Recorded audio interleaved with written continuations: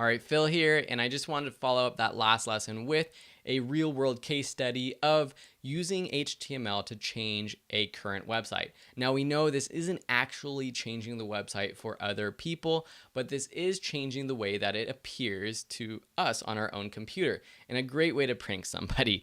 If you already know how to do this, you don't necessarily need to watch through this lesson. Again, go ahead and skip it if you don't want to, but I will be showing you how to change a tweet.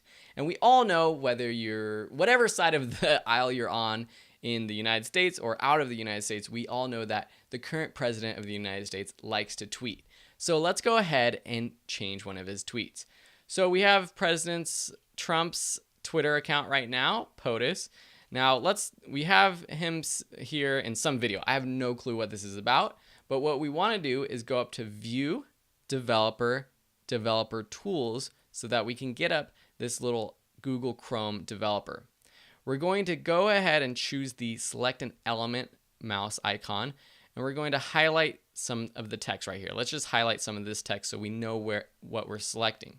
It brings it up down here, and you don't see it at first, but we're going to drop down this little arrow to see the text.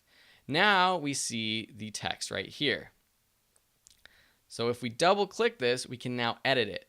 So it's already, he has an @Secretary Shulkin. So what we're going to say, we'll say decision to eat a lot of cheese. That seems to be the common theme in this class. We're going to be using it a lot. So now if we click off of it, here we have a tweet. Let's exit out of here so you can see it. We have a tweet from President Trump about the secretary eating a lot of cheese. And this is a reason why you can't believe everything you see online.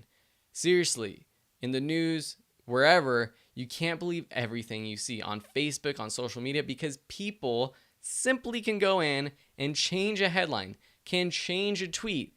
And that's the reason why you don't want to believe everything you can see, but it's a great way to pull a little prank on someone. Okay, that was just another real world example of how to use this. I hope you enjoyed this one, and we'll see you in the next lesson.